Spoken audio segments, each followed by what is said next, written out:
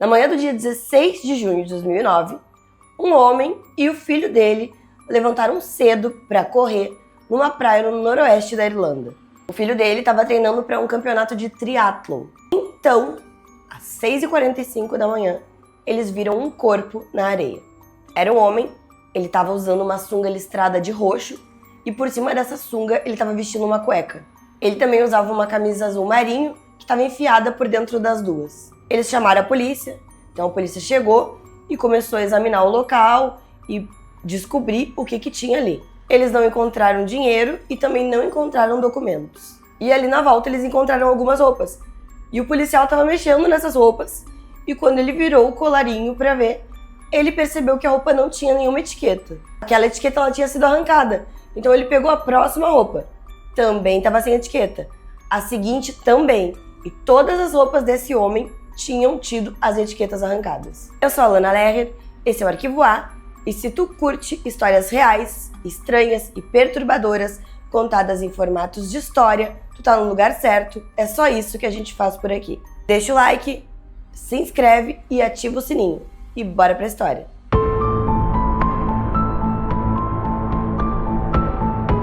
Tudo que a gente sabe sobre esse homem começou 4 dias antes em uma rodoviária. Era uma sexta-feira, no dia 12 de junho de 2009, entre 2h30 e mais ou menos 4 da tarde. Uma câmera de segurança, numa cidade chamada Derry, que ficava na Irlanda do Norte, registrou um homem que estava esperando um ônibus.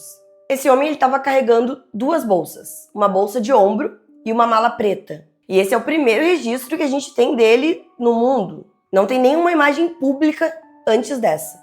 Ele pegou um ônibus para Sligo e ele chegou lá às 6h28 da noite. Ele pegou um táxi e foi para um hotel.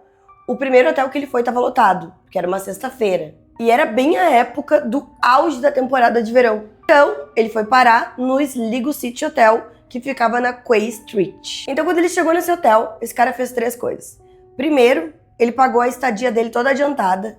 E depois, ele escreveu no livro de registros o nome de Peter Bergman. E por último, ele colocou um endereço que ficava na Áustria. E ninguém pediu documento para ele. Agora tu guarda essas 2 informações. O nome que ele colocou era falso e o endereço também. Esse endereço sequer existia. Não existia nenhuma rua na Áustria ou na Alemanha com o nome que ele tinha colocado. E o CEP também não correspondia com lugar nenhum no mundo. Só que naquela hora nada disso chamou muita atenção, porque ele era um cara muito tranquilo. Eles falaram que ele aparentava ter entre 50 até 60 anos, mais ou menos. 1,79 m, cabelo grisalho curto, os olhos bem azuis e uma pele bronzeada. Uma barba super bem feita e o cabelo bem limpo e penteado. Que ele era bem vestido, ele usava uma jaqueta de couro preta, uma calça na cor azul, um cinto em couro preto também e um sapato no tamanho 44. Ele falava inglês com um sotaque bem carregado alemão e usava roupas da C&A. A C&A é uma rede muito popular de lojas da Europa, com a maioria das lojas ficando localizadas na Alemanha e na Áustria. Os funcionários do hotel, naquele momento, eles pensavam que esse cara ele era um profissional liberal. Eles falaram que ele era um cara educado, discreto, que fumava muito, mas ele ficava no lado de fora do hotel toda vez que ele ia fumar. Ninguém tinha a menor ideia do que aquele homem tinha ido fazer em Sligo. Só que nos dias seguintes, as câmeras do hotel elas começaram a registrar uma coisa que só ia fazer sentido um tempo depois. Todo dia ele saía do hotel carregando uma sacola roxa. E pelas câmeras dava pra ver que tinha objetos dentro, que essa sacola ela realmente estava cheia. Ele voltava pro hotel sem essa sacola. Isso aconteceu pelo menos 3 vezes.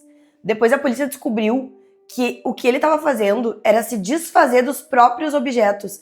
Ele pegava as coisas dele, colocava nessas sacolas e ia largando em algumas lixeiras públicas. Aí eles conseguiram perceber que depois de descartar os objetos, ele dobrava essa sacola roxa e colocava no bolso para reutilizá-la de novo. Os policiais eles nunca conseguiram identificar o que ele botou fora. Não que eles não tenham procurado.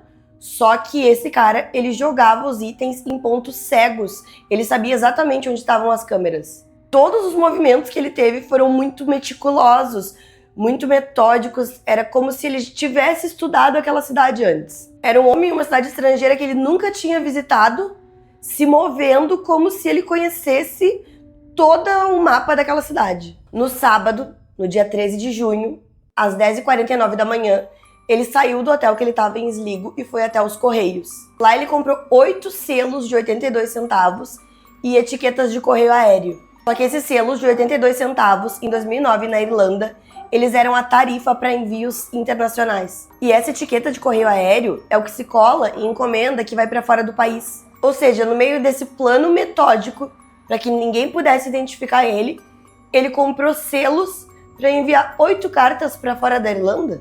Só que nunca chegou a se estabelecer se ele conseguiu ou não postar alguma coisa. E ele postou, ninguém nunca disse que recebeu. Se ele não postou, provavelmente essas cartas elas devem ter ido pro lixo dentro daquela sacola roxa. Na minha concepção, essa é uma das únicas rachaduras do plano. Porque um homem que apagou o próprio nome, deu o endereço errado, tirou as etiquetas das roupas e se livrou dos objetos, comprar selos para mandar cartas, em algum lugar, talvez tenha recebido uma carta dele e nunca disse nada. No domingo, entre 11 e 11h30 da manhã, ele saiu do hotel e chamou um táxi. Ele fez uma pergunta. Ele queria saber se o taxista ele poderia recomendar para ele uma praia que fosse bem bonita. O taxista prontamente disse para ele que sim, que tinha uma praia chamada Roses Point, e era uma praia que ficava a poucos quilômetros dali, e ela era muito utilizada pelas pessoas para lazer e pesca. Então esse taxista levou ele até lá, e ele ficou parado, olhando, ele não desceu, ele não chegou a entrar na praia, não entrou no mar, ele ficou só parado dentro do carro, olhando aquela praia. Então ele pediu que o taxista deixasse ele na rodoviária. O taxista, ele dirigiu até o lugar exato que aquele homem ia morrer 48 horas depois, porque ele tinha dado uma recomendação de qual era a praia mais bonita. Segunda-feira, dia 15 de junho, o último dia. Aqui a linha do tempo ela fica quase minuto a minuto, porque quase tudo o que aconteceu ficou gravado em câmera. Às 13h06, ele faz o check-out do Sligo Hotel, que era o hotel que ele estava hospedado. E aqui tem uma coisa estranha, porque ele saiu com outra mala que não era a mala que ele tinha entrado. Em algum momento, durante a estadia dele, aquele homem trocou de mala e ninguém percebeu o que ele fez com a outra mala, da onde que ele tinha tirado essa. Das 13h06 até as 13h16, ele tá caminhando até a rodoviária, ele passa pela Quay Street e ele para na frente de um shopping center, ele fica parado, só olhando e segue a caminhar. Às 13h16, então, ele continua o percurso em direção à rodoviária. Às 13h38, já na rodoviária, ele pede um cappuccino e uma torrada de presunto e queijo. Enquanto ele come, ele tira do bolso uns pedaços de papel e fica lendo. Só que ninguém sabe o que estava escrito, porque depois de ler, ele rasgou aquele papel e jogou no lixo. Aí às 14h20, ele embarca no ônibus para ir para Roses Point. E aí que acontece a coisa mais estranha desse caso inteiro. Aquele homem que tinha passado dias evitando as câmeras, removendo etiquetas, tentando apagar a existência, passou a tarde inteira cumprimentando pessoas na praia. 16 pessoas relataram que elas viram ele e foram cumprimentadas por ele, de boas, ocasionalmente, igual um turista normal. Às 23h50 foi o último avistamento dele. Depois, quem encontrou ele foi aquele pai e filho do começo do vídeo que eu falei pra vocês. O corpo foi encontrado às 6h45 da manhã pelo Arthur Kinsella e o filho dele, que se chamava Brian. Às 8h10, a médica Valerie McGowan declarou oficialmente o óbito. E aquele laudo, ele desmontou tudo que parecia óbvio. Ele não tinha se afogado. O patologista Clive Kiglan, ele não encontrou uma evidência clássica de afogamento por água salgada. E ele também não encontrou nenhum sinal de violência que pudesse sugerir um homicídio. Então a causa da morte, ela foi registrada como parada cardíaca aguda. Aquele homem aparentemente entrou no mar e o coração dele parou. A segunda coisa, por fora ele parecia super bem cuidado, bem vestido, bem barbeado, só que por dentro não estava assim. O exame, ele mostrou um câncer de próstata em estado avançado e tumores nos ossos. O coração dele já tinha sinais de doença isquêmica anterior. Ou seja, ele já tinha passado por eventos cardíacos antes. E ele também só tinha um rim. E a terceira coisa que diz ainda mais sobre quem esse homem era. Não tinha nenhum único medicamento dentro do estômago dele.